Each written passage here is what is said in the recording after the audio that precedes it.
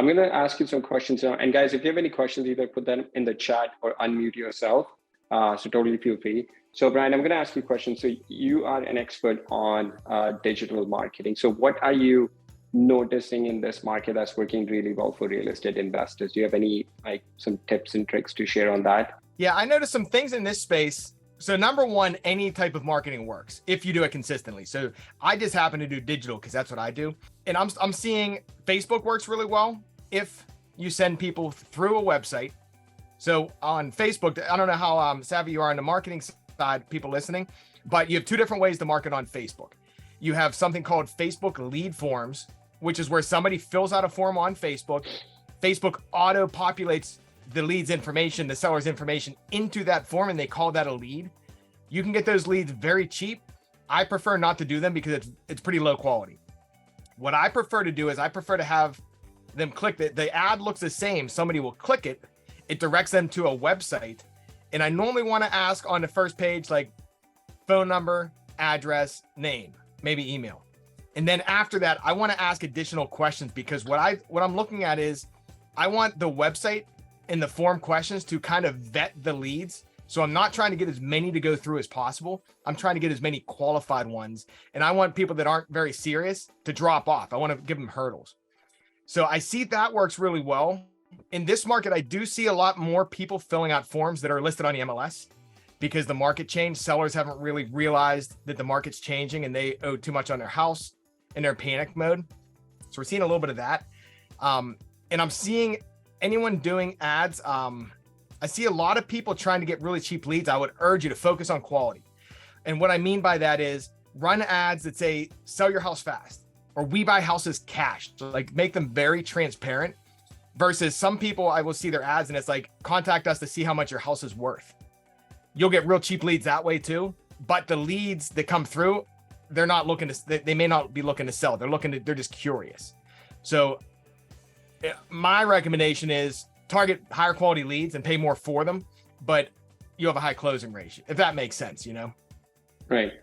And then we've tried Facebook ads a couple of different times, and we honestly haven't had good results. I even asked in our Facebook group to see if anybody's had good luck with Facebook ads.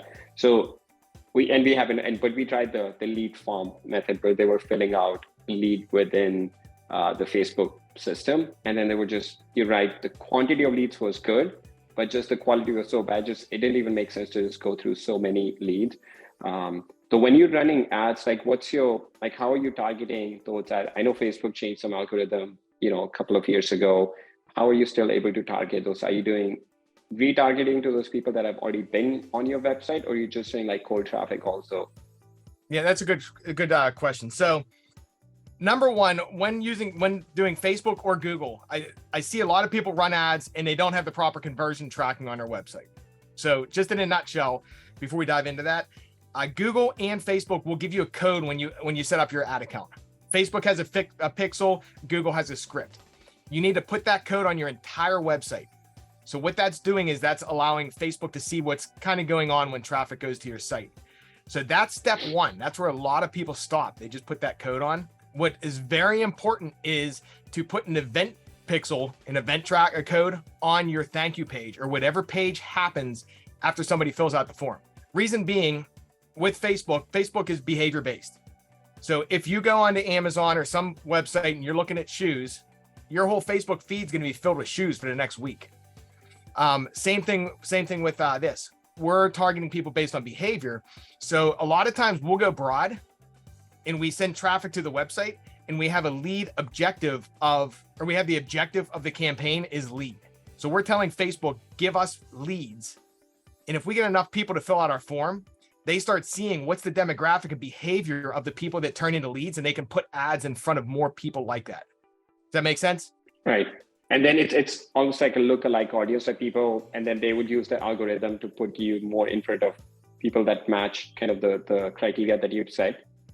Yeah, kind of. So on the lookalikes, I haven't found much success with them. So in the real estate space, Facebook limits us due to discrimination. So we have real estate, you have, I believe it's credit and employment. So that takes a lot of our targeting away. We can't target by zip code. We can't target by sex, age, things like that. So we kind of have to go broad. So that's one thing. whenever you're pushing traffic through there, it's more based on the behavior. So here's an example what I would do. If I'm setting up a campaign, I'll have our website. I'll have campaign number 1 is cold traffic. The whole purpose of that is to target traffic in the areas we want leads from. And in that campaign, I will exclude website visitors, leads, engagers. I want to exclude anybody who's ever engaged with our business in the past, right? So there's inside, I believe it's at the ad set level, you can pick, I want to exclude those audiences. First, so that campaign's sole purpose is to find you new people. Then I'll set up a second campaign. Say we have a $50 budget. I'll put $45 to the cold campaign. I'll put $5 a day to a retargeting campaign. What that's doing is only showing ads to people that have seen our website before, who've engaged with our page, and we'll exclude leads there also because we don't want to show ads to people who've already filled out our form. So I usually break it down like in simple terms that way. So we're kind of making a small funnel. Cold traffic sees our website. If they don't fill out a form, we're going to retarget them. And with the ads, a lot of times the cold traffic ads might just be a beat up house saying, sell your house fast. The retargeting traffic may be a video saying, hey, I'm Bryan. I'm in Pittsburgh. Here's a testimonial, and put a testimonial video or things to try to build your credibility because they've already shown that they want to sell their house. Now we need to sell them on why you need to do business with us. Got it. Okay, so you're doing different ads for cold traffic versus people that are just retargeting. Cool.